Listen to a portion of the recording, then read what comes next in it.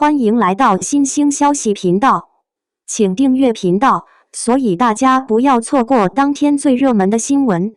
我们今天的时事通讯包括以下内容：赵丽颖凌晨4点还在健身房，王一博说了8个字后，全剧组都哭了。赵丽颖从河北农村到一线明星的15年，是用汗水与坚持写就的传奇。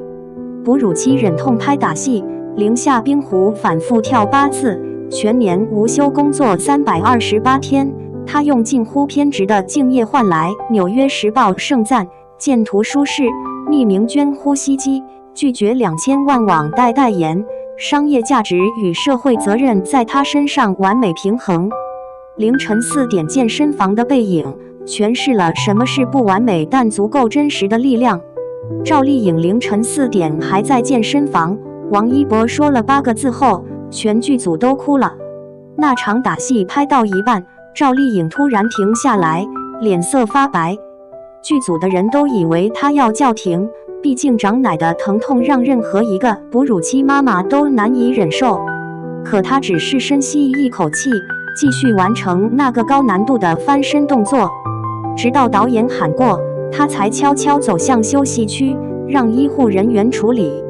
王一博看在眼里，说了8个字：颖姐让我重新认识了母亲的力量。双引号。这话传开后，不少人开始重新审视这个从河北农村走出来的女人。她的故事说起来平凡的有些乏味。父亲是派出所民警，母亲在百货店当售货员，中专毕业后端过盘子，发过传单。2006年那场选秀比赛给了她一张进入娱乐圈的门票，然后就是漫长的等待7年跑龙套的时光。金婚里寥寥几句台词，苍穹之昴中连名字都没有的丫鬟，这些角色构成了她演艺生涯的前半段。多少人在这样的境遇下会选择放弃，她却咬着牙坚持下来。转机出现在2013年，陆贞传奇剧组要求演员在40摄氏度的高温下穿厚重戏服拍打戏，她坚持不用替身，一遍遍地拍，直到腰部落下永久性损伤。剧集播出后收视率破3，她总算等来了属于自己的时代。但即便红了，她还是那个会在零下温度中被绳子拖航数10米的人。楚乔传内蒙古取景时，手臂磨出血痕，她也要坚持真拍。有场跳冰壶的戏，正值生理期却拒绝替身，反复拍了8次才满意。场记后来统计，那一年她工作了328天，全年无休。这种近乎偏执的敬业精神，在娱乐圈显得有些不合时宜。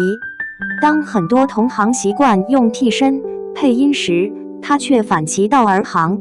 知否为了演好盛明兰，她提前半年研读宋代礼仪，现场收音率达到85%。那场重头哭戏，她连续3天控制饮食，保持情绪状态，拍摄时哭到虚脱也不肯用眼药水。这种较真或许有些愚蠢，但换来了《纽约时报》细腻而有层次的评价，也让该剧成为首部在 Netflix 全球播出的内地电视剧。镜头之外的她，做着更多不为人知的事。资助家乡20名贫困学生，一资助就是8年从未间断。疫情期间通过韩红基金会捐款100万，还匿名捐赠了30台呼吸机。在偏远山区建起17所丽颖图书室，每所都亲自挑选适龄读物。工作人员说，他定期手写鼓励信给受助学生，但要求不对外公开这些细节。刚走红那几年，网络上对他的攻击铺天盖地，学历不够，出身不好，说话不会，有人专门制作土味合集，在颁奖典礼上被当众调侃不会说话。他的回应很朴实，农村经历是我的财富，让我更懂得珍惜。双引号。更让人意外的是，他把那些负面评价整理成文档，用来鞭策自己提升台词能力。经纪人说，他就是这样的人，能把恶意转化为动力。30岁之后，他开始主动求变。减少古偶剧的拍摄，挑战风吹半夏中的企业家角色。